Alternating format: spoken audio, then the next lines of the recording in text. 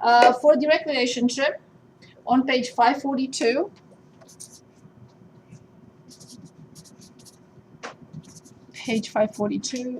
let's choose a problem. Yes, 12. Charles' law states that if the pressure P stays the same, so this does not come into play, stays the same, the volume V of a gas is directly proportional to its temperature. So P is constant, so there is no variation there. So if the pressure P stays the same, the volume V of a gas is directly proportional to its temperature, T. So if I come into class today and I say V varies directly as T, what equation will come to your mind immediately? V equals K times T. That's it. That's all I needed. Now I'm ready to read on. If a balloon is filled with 20 cubic meters, which variable is that? 20 cubic meters. Very good.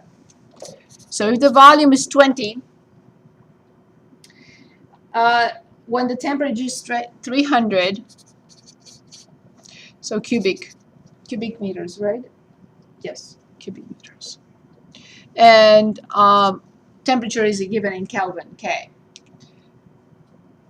So I'm told when the volume is 20, the temperature is 300. Why is this information given to us? What do you think?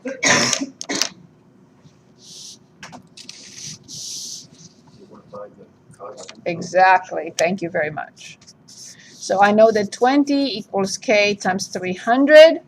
I will divide both sides by 300. So K equals 20 over 300, and I simplify by 10. So then K is 2 over 30. I should even simplify by 2. So K equals 1 over 15. I have to put it back in the equation. Once I have the constant, I rewrite the equation. That is, V equals 1 over 15 times T. And now I can answer the question. Find the volume if the temperature rises to 360 kelvins. 360 Kelvin, while the pressure stays the same. So find the volume when the temperature rises to 360. How do I find the volume? What do I have to do? That's it. So V equals 360 divided by 15. How much? Measurement unit.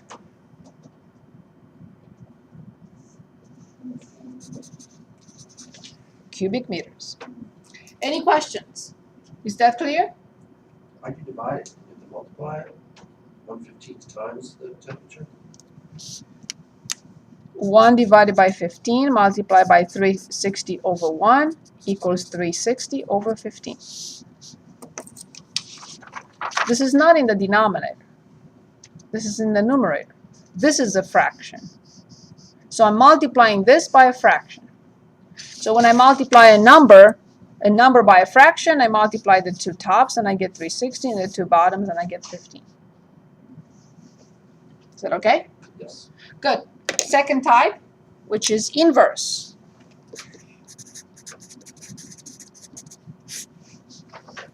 So I can be told, or I can read somewhere, y varies inversely as x, or I can be told, or I can read that y is inversely proportional to x.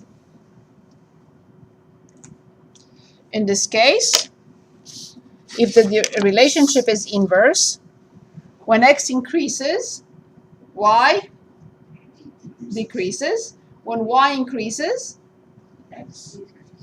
So they cannot be on the same level. What do you think? A wild guess. Y equals K over X. Indeed, absolutely.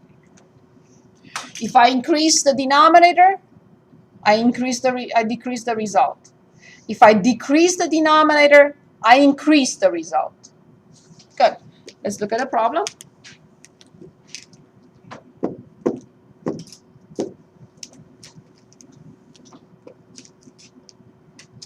'23 on page 542.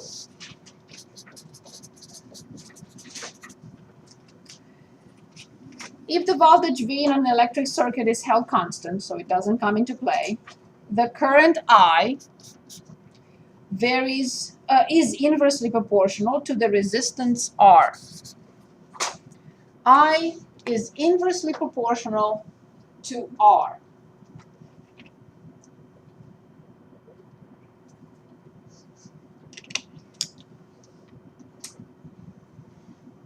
When somebody tells us that, we will immediately have an equation in mind. Which equation? I equals K over R. Perfect. Is that what you said, Z? Okay. I didn't hear. I'm sorry. I apologize. Okay. So now I read on. If the current is 40 amperes, that's the measurement unit for intensity. When the resistance is 270 ohms, I refuse to read on because this information will allow me to do what?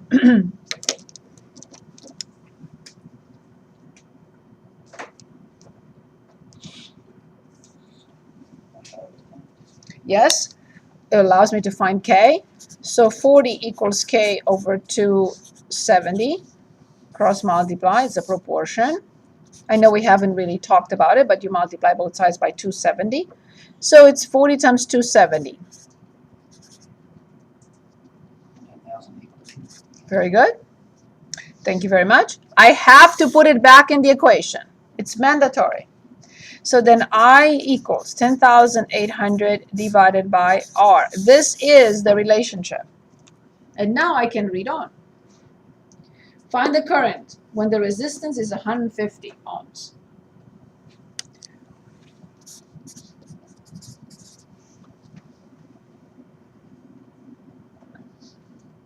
So then I equals 10,800 divided by 150. How much? 72. 72 amperes. Measurement unit. Last type of relationship between variables is joint.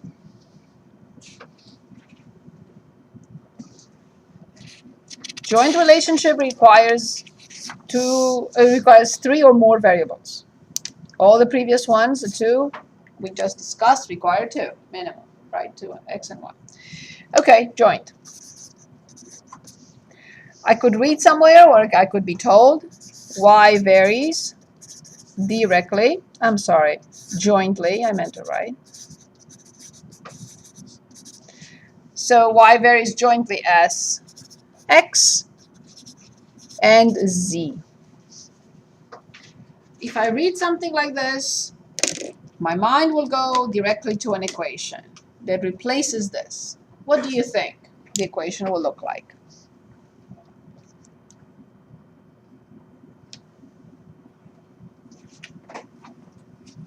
Give it a shot. Without the constant, it makes no sense. You're right, but don't forget the constant.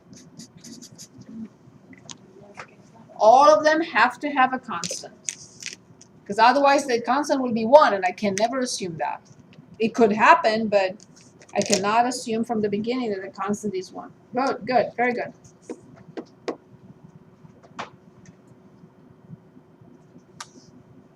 Problem 40 on page 543.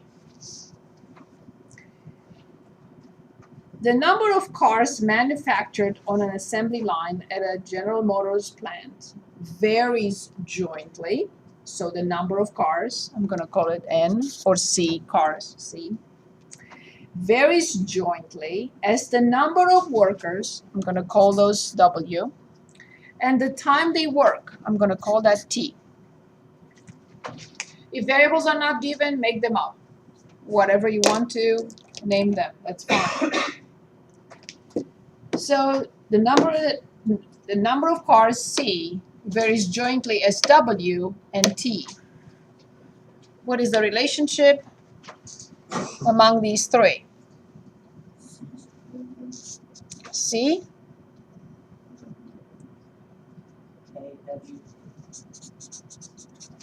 Perfect. Now I'm ready to read on. If 200 workers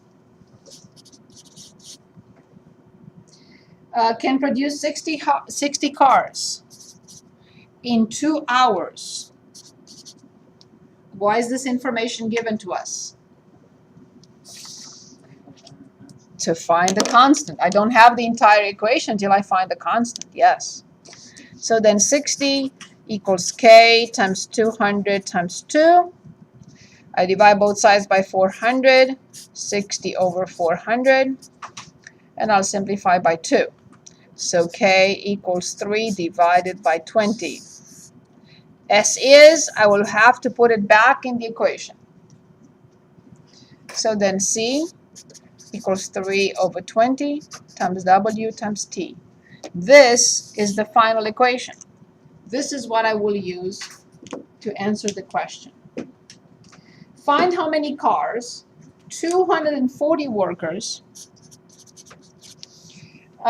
should be able to make in 3 hours. What do I do?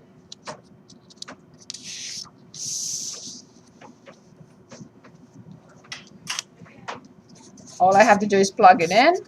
3 over 20 multiplied by 240 and multiply by 3.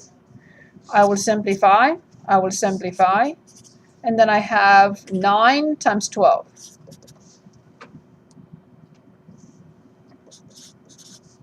Cars.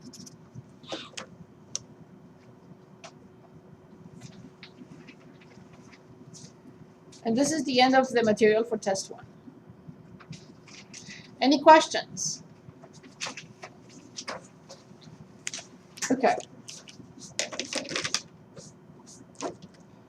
Now let's list a couple of topics, or a few topics that I would like you to look at. Of course, it's everything we studied, but something from the past that you would like to go back to right away. I know we have about 20 minutes left. So if you go back to the syllabus, it will refresh your memory on what we covered. And I just have mine right here.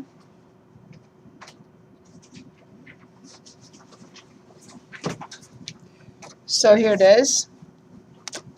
28913625358141 without 44, 8.2 and 8.4. So all these sections are on the test. So in general, we talked about functions. We talked about linear functions. We talked about systems of linear equations. We talked about inequalities. That's pretty much it. So these are the topics. Functions, being able to read from a function, find the domain and range. The second one was inequalities. In functions, do not forget 3 different functions, actually 4. Linear, absolute value, radicals or square root, and piecewise.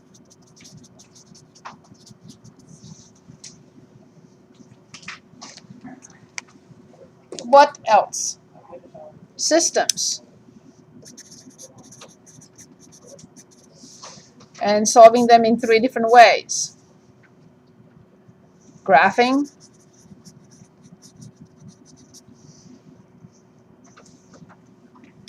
substitution, and adding or elimination. We talked about variation. Direct, inverse joint.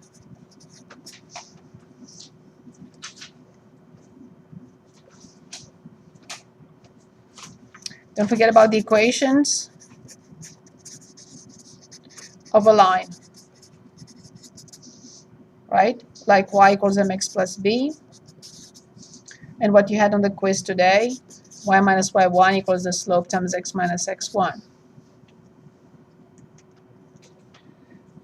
Don't forget also parallel and perpendicular lines.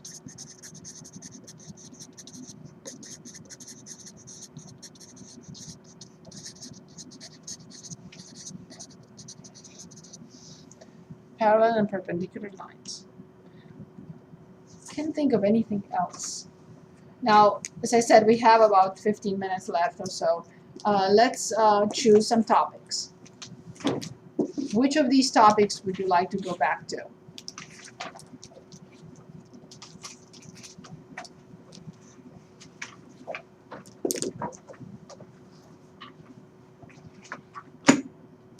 Any particular topic from the list?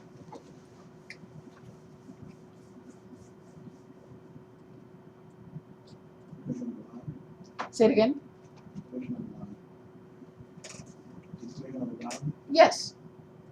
I mean, what we did just now with the finding equation and giving this the 2 points. What we had the quiz on. Is that the type? Is that what you meant? This is what I mean by the equation of a line. Finding the equation of a line with given 2 points. Do you want to do another example like this? Sure. Okay. So let's go back to the end of chapter 8. I'm looking at the review.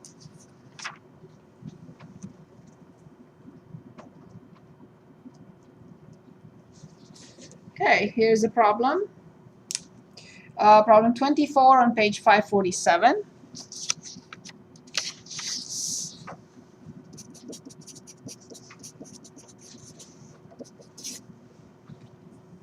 The value of an automobile bought in 2006 continues to decrease as time passes. 2 years after the car was bought, so in 2008, it was worth $17,500. 4 years after it was bought, which is 2010, it was worth $14,300. Assuming that the relationship between the number of years past 2006 and the value of the car is linear, write an equation describing this relationship.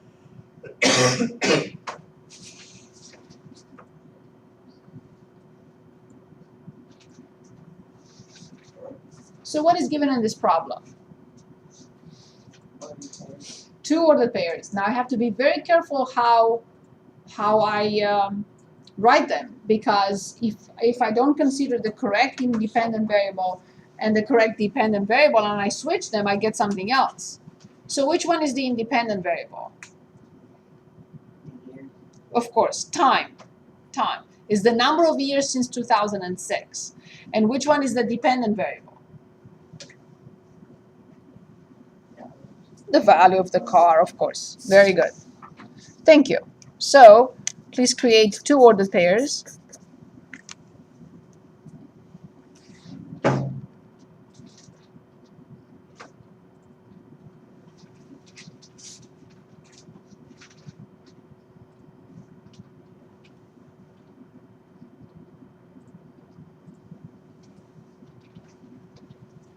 Tell me what to write.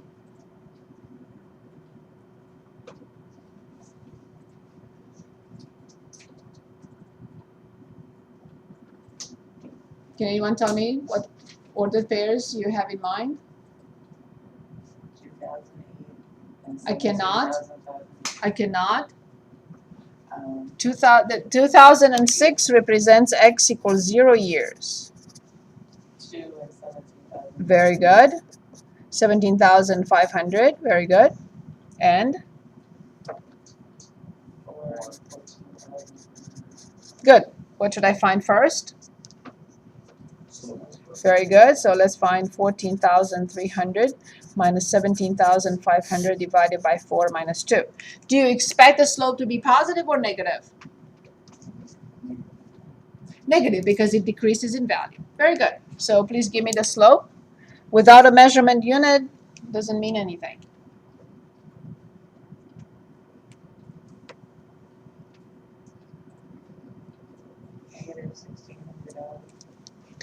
Negative $1,600. Negative 1,600. What? It's a rate of change. So it has to always have two measurement units, one coming from the top and one coming from the bottom. If I'm in my car driving and you call me and say, what is your speed? I'm not going to say 60 miles because that's a rate of change of distance with respect to time.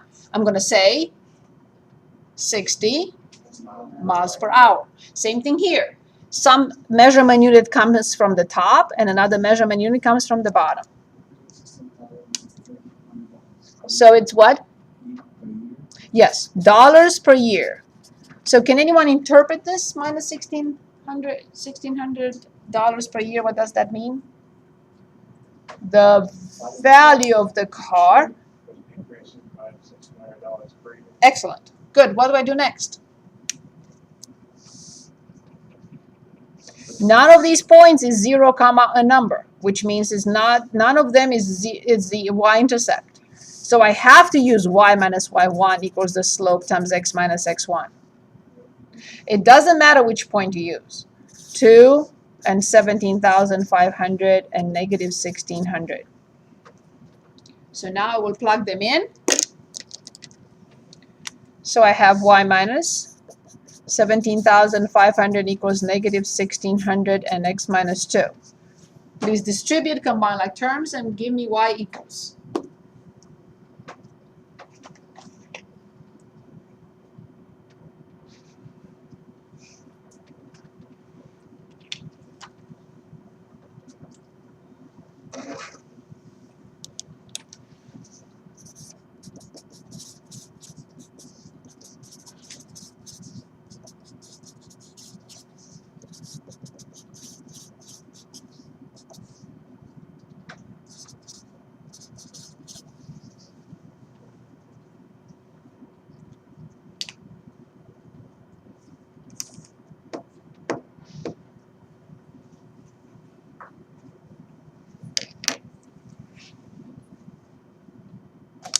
Is this correct? Now I'm going to ask you, how much did this person pay for the car? What would you say?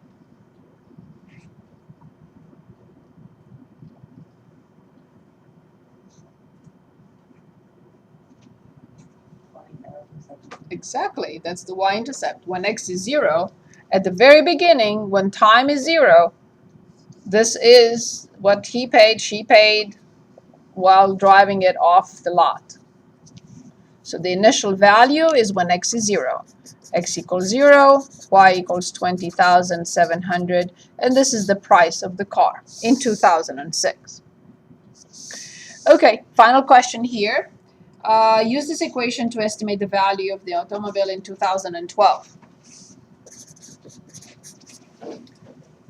How do I determine the estimated value in 2012?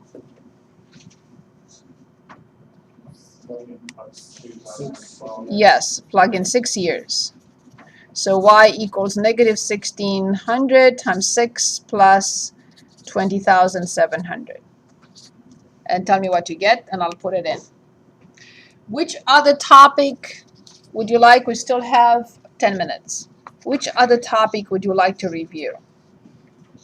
Remember to redo all problems we did in class, and please review the lecture notes from last semester because they are more detailed, they have more examples because there were 2 classes per week. 4 hours a week, not just 2. So of course I did more with them. More problems, I showed more problems. And you have the lecture notes, you have the videos. Okay, which other topic would you like to go back to? Inequalities, compound inequalities, with and or, solving systems.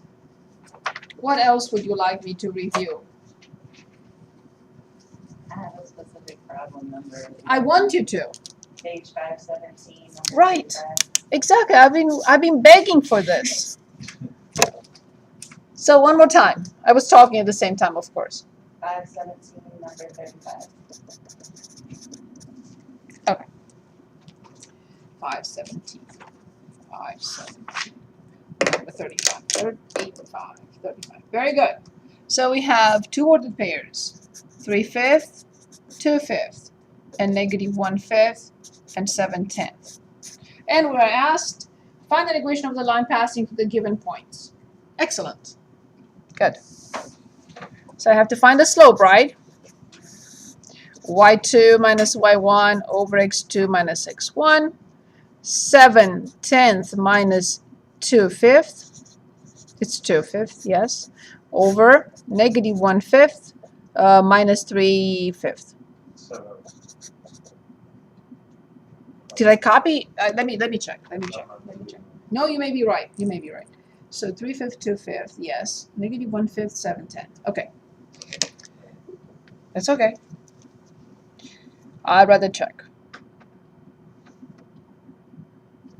I'm known to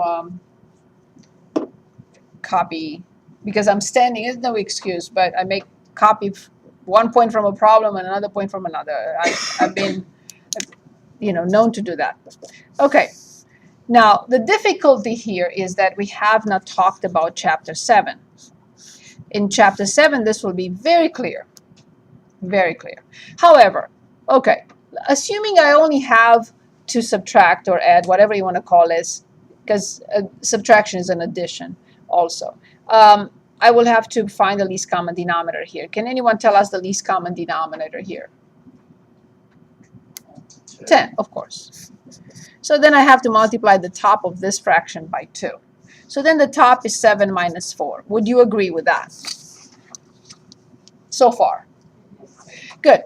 Now, as if we don't have the top, I see that this is nothing. I mean, they have the same denominator, so I'm going to write directly -4/5. Would you agree?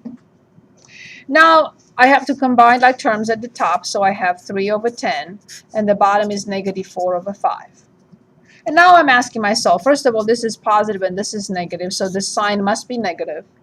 I copy the fraction from the top, and I flip the fraction from the bottom. That's the procedure of dividing fractions. I copy the fraction from the top and I multiply it by the reciprocal of the second one. And now, of course, I will not multiply but simplify first. So the simplified form of the slope is -3/8. Now, after I have that, I will have to use y minus y1 equals the slope times x minus x1. So y minus y1 equals the slope times x minus x1, where this is -3/8. And I'm going to use the first point as 3/5 and 2/5. So now let's see what we get. Y minus 2/5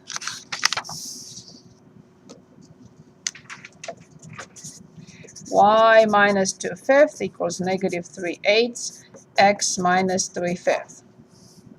Now carefully I have to distribute. I distribute -3/8 to x and I get -3/8x. But now careful, I'm multiplying this piece by this piece. Obviously when I multiply two negatives I get a positive. And here's how I multiply fractions. 3 times 3 is 9. 5 times 8, 40. And now this is negative, so I have to bring it to the other side and I must change its sign. Or you say, well, I have to add 2/5 to both sides. Now I'm here and I have to find the LCD. So the rest is clear. There is nothing changed that needs to be changed here, but I have to find the least common denominator. Both of them are positive. The least common denominator is 40, which means this one needs an 8. So it's 9 plus 16.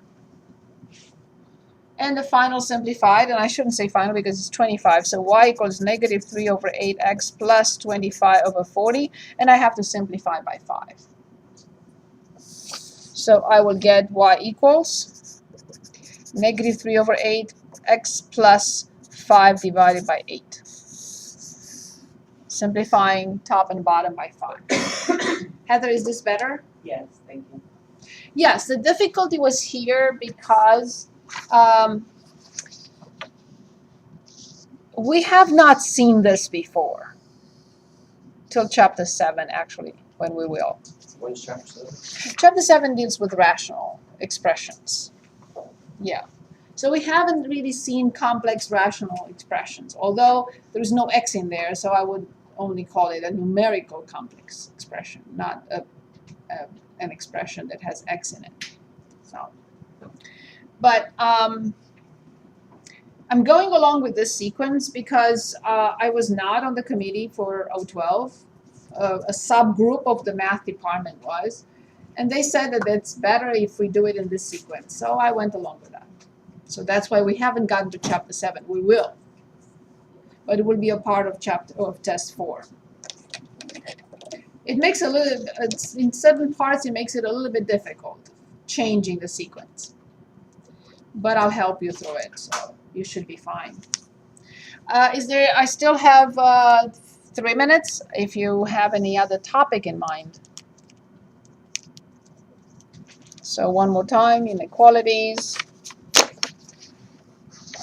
systems. We did this today. We did the absolute value, square root, and piecewise defined function. We talked about this. Remember parallel and perpendicular lines. Can anyone refresh our memory? What is the relationship between the two slopes of two perpendicular lines? The negative receipt. Right, m1 equals negative 1 over m2. Or what I like to say, the product is negative 1. It's up to you. Okay? Anything else that you would like to go back to? I would not wait till the last moment to take the test. I will review and redo everything as much as possible every day. I will split it up in 3. I will do 1/3 tomorrow, another third on Saturday, another third on Sunday, and I will redo everything again Monday and Tuesday, and take the test on Wednesday. This is what I would do, depending on your schedule and so on and so forth. I know you have other obligations, not just this. But I would definitely review at least 3 times and finish up all my math lab my Labs Plus homework. Any questions? Are we going to be okay on this test? Should I worry? I shouldn't, or I should? I don't like tests in general, so Okay. I just don't like